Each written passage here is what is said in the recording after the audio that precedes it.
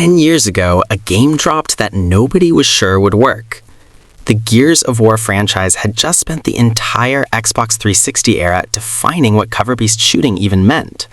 Cliff Bleszinski was gone, Epic Games had moved on. Microsoft handed the keys to a brand new studio, the Coalition, and said, bring back one of the most beloved action franchises in gaming history. No pressure. And now here we are. It's 2026. Gears of War E-Day just launched. The franchise is bigger than it's ever been. But before E-Day, before Gears 5, before any of it, there was Gears 4. The game that had to prove the series still had a pulse. So does it hold up? Is it worth going back? Or is it a relic you boot up once, feel a little nostalgic, and then quietly uninstall? I went back to find out, and honestly, the answer surprised me. 25 years after Emergence Day, the Locusts are dead. The Lambent are gone. Sarah has been rebuilt, sort of. The COG is now an authoritarian government running these hyper-controlled cities called settlements. Outside those walls, people live as outsiders, off the grid, refusing COG rule. And that's where we meet our new trio. JD Fenix, son of Marcus Fenix. Del Walker, JD's best friend and loyal to the end. And Kate Diaz, an outsider whose village is at the heart of everything that goes wrong. When people start getting abducted by mysterious creatures called the Swarm, which, yes, are basically evolved locusts, JD, Del, and Kate go looking for answers, and Knot Road leads them right back to Marcus Fenix, who's been living alone on his father's old estate, growing tomatoes and clearly having the worst retirement in human history. Now, is this story the deepest narrative in the franchise? No. Honestly, the plot is pretty straightforward. New threat, new heroes, go fight it. But here's what the Coalition absolutely nailed: the relationship between JD, Del, and Kate. These three characters have genuine chemistry. Their banter feels real. You actually like spending time with them in a way that matters for a 9 to 10 hour campaign. And Marcus Fenix in this game is phenomenal. John DiMaggio clearly hadn't lost a step. Seeing an older, battle-scarred Marcus reluctantly pulled back into a war, that emotional threat carries the whole second half of the game. The story ends on a cliffhanger that sets up Gears 5. In isolation, it feels slightly unfinished, but as a Chapter 1, it works. Okay, this is where Gears 4 is completely unassailable. The gunplay is exceptional. The Coalition didn't reinvent the formula, they refined it. Every weapon has that satisfying, punchy weight that made the original trilogy legendary. The octave reload system is still here. Time it right and you get a damage boost. Miss it and your gun jams. It's a tiny mechanic, but it keeps you engaged every single reload. A decade later, I still find myself leaning in to nail that window. The Lancer, the chainsaw rifle, is still one of the most iconic guns in gaming. Chainsawing through a swarm enemy in 2026 still feels deeply, unreasonably satisfying. The new additions work well too. The drop shot fires a drill mine that you bounce along the ground. The buzzkill shoots giant spinning saw blades that ricochet off walls. These aren't gimmicks, they genuinely change how you think about positioning in fights. Speaking of positioning, the cover system is as tight as it's ever been. Blind firing, peeking out to aim, rolling between cover points, it all flows. The Coalition fixed a lot of the sticky cover problems that plagued the older games. Vaulting into an execution feels cinematic and controlled at the same time. Now let's talk about what's new, the wind flare sequences. These are storm events where massive wind gusts hit the battlefield. Enemies and objects start flying around, cover gets destroyed, the wind affects trajectory on some weapons. These sections are genuinely spectacular. There's a late-game wind flare fight that's one of the most visually intense set pieces in the entire franchise. The enemy design is worth mentioning too. The Swarm are essentially the Locust Reborn. Juvies, Pouncers, Snatchers, Carriers. Some critics at the time called it too familiar, and that's fair. But honestly, fighting satisfying enemies is better than fighting interesting but bad enemies. The Pouncers are genuinely threatening. The DR1 robots, cog drones that turn hostile, add variety. Campaign length runs about 9 to 11 hours, depending on difficulty. On Insane, you'll be here a while. And Gears 4 is one of those games that actually rewards higher difficulty. Enemies become more aggressive, flanking gets punishing, and the resource management of ammo becomes a real factor. The only real criticism is that the campaign's middle act drags slightly. There's a stretch of missions inside the settlement that loses a bit of momentum. It recovers strong, but it's there. Gears of War 4 launched on Unreal Engine 4 and was considered one of the best-looking games of its generation. 10 years on, how does it hold up? Better than you'd expect. The art direction is the key reason. The Coalition went for a darker, moodier palette than the original trilogy's brown and gray, and it works. The outsider village feels lived in. The underground swarm nests are genuinely unsettling. Bioluminescent walls, pulsing organic structures, everything drenched in dark greens and deep reds. The contrast between the cold, sterile cog settlements and the rugged wilderness of the outside world is communicated entirely through visual design. Character models, especially Marcus, still hold up well. The animations are excellent. Facial expressions during cutscenes communicate real emotion.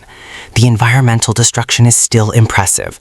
Pillars crumble realistically. Cover breaks apart in chunks. The level geometry responds to explosions the way you want it to. The wind flare weather effects are genuinely still stunning. Lightning, rain, horizontal debris. The technical achievement there hasn't aged. On PC at high settings or on an Xbox Series X with backward compatibility enhancement, this game looks legitimately good. Not 2026 good, but good in that way where you forget to notice it because you're too busy playing. The weakest visual area is some of the outdoor terrain textures and a few background assets that portray their age. Nothing jarring, but in 2026 you'll notice it in a few spots. Overall verdict on visuals? Aged gracefully. The Coalition built on a solid art foundation, and that pays dividends even a decade later. This is where Gears 4 gets genuinely interesting, and also where I have to be honest with you about 2026 realities. The campaign supports full co-op, 2 players online or couch co-op split screen. Playing this with a friend is one of the best co-op experiences in the franchise. The game is designed around it. Cover positioning, reviving down teammates, sharing ammo, it all feels better with another person. Horde mode, specifically Horde 3.0, was a massive overhaul. Up to 5 players, 50 waves of increasingly brutal enemies. But the big addition was the Fabricator, a machine you carry around the map and use to build fortifications, turrets, decoys, barriers, weapon lockers. Every kill earns you energy to spend. Every class, soldier, engineer, heavy, scout, sniper, plays differently and serves a specific role. In 2026, Horde is still where the game's co-op community lives. It's genuinely replayable. Finding a good group of 5 with coordinated class setups for a deep run is still a great time. As for versus multiplayer, I'll be straight with you. The servers are still technically running as of now. You can find games, especially in core modes, but the population is much smaller than it once was. Gears 5 and now E-Day have pulled the competitive crowd. If competitive Gears multiplayer is your primary reason to pick this up in 2026, you will be disappointed by queue times. But if you're here for campaign co-op and Horde, this game is still delivering. Here's the thing you have to understand about Gears 4 in the context of 2026. When this game launched, the question wasn't just, is this a good game? The question was, can anyone other than Epic Games make a Gears game? Can the Coalition, a studio that didn't even exist a few years earlier, carry this franchise? They answered that question, definitively. Gears 4 was the foundation that made everything else possible. Gears 5, one of the most ambitious and emotionally complex entries in the franchise, could only exist because Gears 4 established the new cast, built the new world, and proved the studio knew what they were doing. And now, with E-Day reimagining Emergence Day itself, going back and playing Gears 4 actually hits differently. The Swarm's origin, Marcus's reluctance, the seeds of what Kate eventually becomes, it all takes on new meaning when you've seen where the story goes. There's also something worth saying about what this game did for the franchise's identity. Gears of War had always been this aggressively macho, ultra-violent power fantasy. Gears 4 didn't abandon that, but it added family. JD and Marcus have this strained father-son dynamic that the game never over-explains. Marcus's grief over Dom Santiago, his best friend who died in Gears 3, is never directly mentioned, but it hangs over every scene he's in.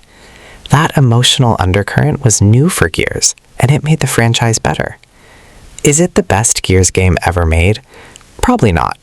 Most fans would say Gears 2 or Gears 5 sits higher. But is Gears 4 a genuinely excellent action game that holds up a decade later and deserves more credit than it gets? Absolutely yes.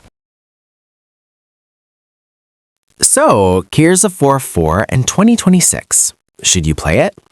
If you've never touched the series, start with the original trilogy first. They're all on Xbox Game Pass and backward compatible. Get the context. Then come to Gears 4 and you'll appreciate it far more. If you played the originals and skipped the new era, this is your entry point. It respects everything that came before while building something new, and it runs beautifully on current hardware. If you're a Gears veteran revisiting, there's genuine joy here. The gunplay is still among the best in the genre. The Horde mode holds up. And with E-Day now out, the story threads that start here take on a whole new weight. The weaknesses are real. A slightly saggy mid-campaign, a multiplayer ecosystem that's naturally aged down, a story that plays things a bit safe.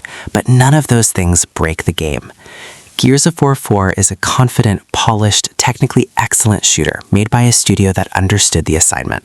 10 years on, it's a reminder that sometimes the best thing you can do with a legacy is respect it and then build on it.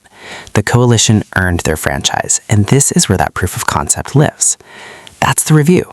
If you're jumping into E-Day right now and want to understand why this new era of Gears works, go back and play Gears 4. You won't regret it. Drop a comment. Which Gears game is your personal favorite? I'll read every single one. Subscribe if you haven't, and I'll see you in the next one.